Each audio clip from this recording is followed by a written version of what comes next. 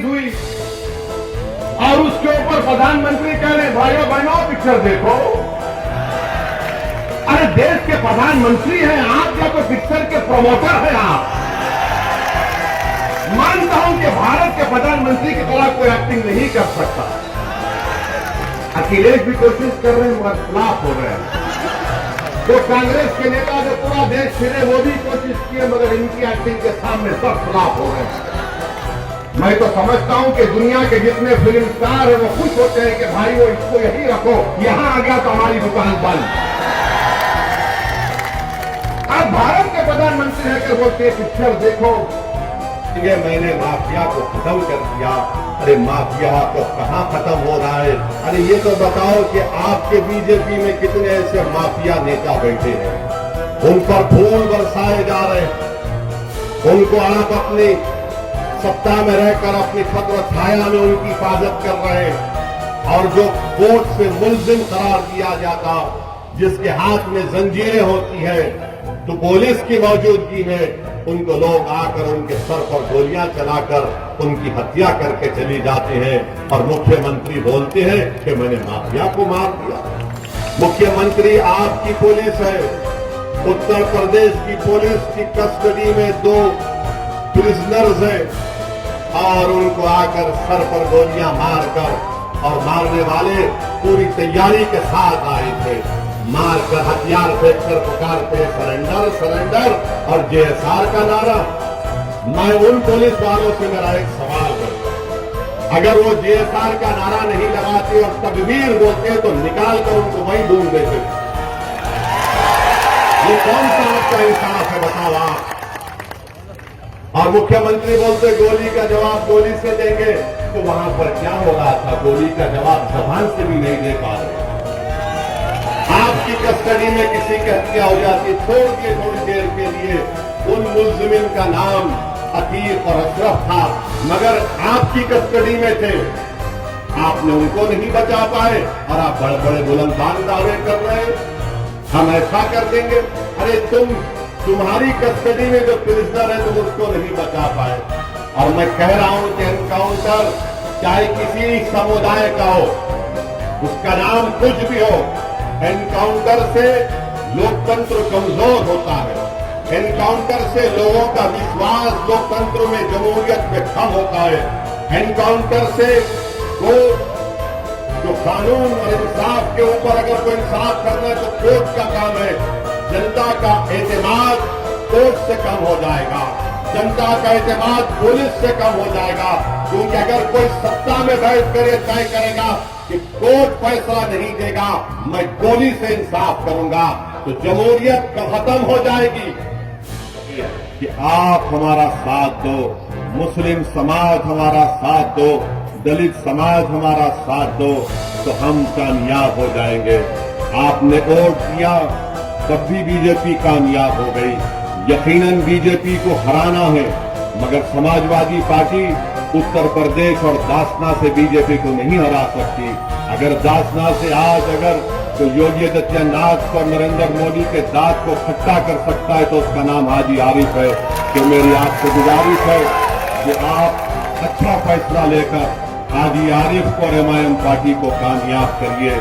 आज अखिलेश यादव का मामला आप देख रहे हैं कि मुझे अभी बताया गया कि मीरठ को गए थे और मीरठ में कहां पर कैंपेन करते हैं, जो पूरा का पूरा उस वार्ड में जाते हैं जो अल्पसंख्यक समाज मुस्लिम बाहुल इलाका है।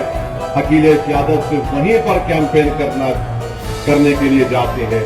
और जब वहां पर गए तो अखिलेश यादव के मुंह के सामने खड़े होकर मीरठ के उन गयूर लोगों को मैं सलाम करता हूं जिन्होंने अखिलेश यादव के सामने खड़े होकर उनके मुंह पर कहा कि मजलिस-ए-इत्तेहादुल मुस्लिमीन जिंदाबाद, मजलिस पार्टी जिंदाबाद। तो अखिलेश यादव गुस्से से लाल पीले होकर अपनी गाड़ी में बैठकर वहां से भाग जाते। तो अखिलेश यादव को मालूम हो गया कि वो जो झूठ बोल रहे थे मजलिस पार्टी के ताल्लुक से उत्तर प्रदेश की जनता, मगरबी यूपी की जनता, मीरठ की जनता और मुझे मालूम कि दासना की जनता भी उनके झूठ को उनके मुंह पर तमाचे के तौर पर मारेगी और सच्चाई को कामयाब करेगी।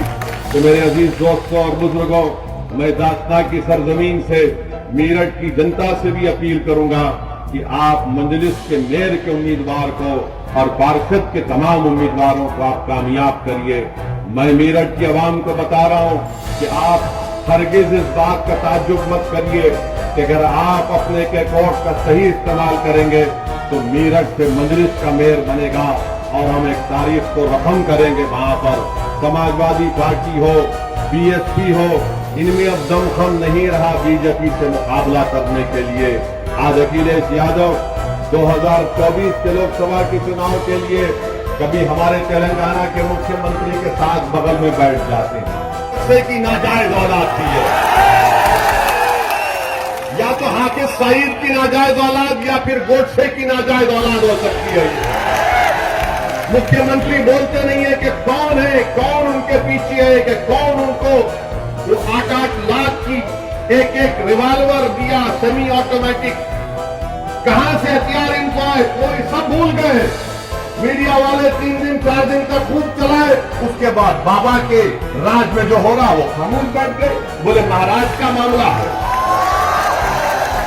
अरे ये तो दिखाते कि भाई कहां से वो रिवाल्वर आई, 8-8 लाख के 2-2 वेपन, 16 लाख की वेपन। अच्छा आप ये बात समझ लो, हम यहां पर दास्ता को क्यों आए? एक तो हाजी आरिफ, हम उनको बहुत मोहब्बत करते, बहुत चाहते उनको। दूसरा हमारा आने का मकसद यह है कि हम पर जो लोग गाड़ी पर हमारे पर गोलियां चलाए थे वो भी हमारे पीछे चल रहे थे। यहाँ पर यहीं पर टोल गेट पर गोली चलाए तो हम सोचे के बगैर नहीं जाएंगे तो वो नाथुराम गोडसे की औलाद, वो दोनों को लगेगा कि डर के नहीं आया हो। तो हम बोले आते हैं आरिफ साहब, आप फिक्र मत करिए, जरूर आते हैं, इसीलिए हम आए हैं और आते रहेंगे। हम इन नाजायज नाथुराम गोडसे के औलाद को कहना चाहेंगे कि गोलियों से हम डरने वाले नहीं हैं, मौत से डरने वाले का नाम असदुद्दीन ओवैसी नहीं है। जो वक्त मेरी मां ने मुझे पैदा किया वो वक्त अल्लाह ने तय किया। जिस वक्त इस दुनिया से हमारी आंख बंद होगी वो वक्त भी अल्लाह तय करेगा। और अगर अल्लाह हमारी जिंदगी में शहादत लिखा है तो अल्लाह का लाख लाख शुक्र कि हम मौत अगर जिंदगी में आ जाए शहीद बन के जाएंगे तो इससे बढ़ के इनाम इस गुनाहगार को क्या मिल सकता है। मगर तुम्हारी गोलियां, तुम्हारी ताकत, तुम्हारा जुल्म हमारी आवाज को दबा नहीं सकेगा। हम जालिम को जालिम बोलेंगे और तुम्हारी गोलियों का जवाब हम सीना तान कर मुकाबला करेंगे, मगर अपने सरों को नहीं झुकाएंगे। तो मेरे अजीज दोस्तों और बुजुर्गों, आपसे यही इल्तिजा और गुजारिश है कि आप अपने वोट का सही इस्तेमाल कर सकते हैं, आप चाहे वो किसी समुदाय का हो।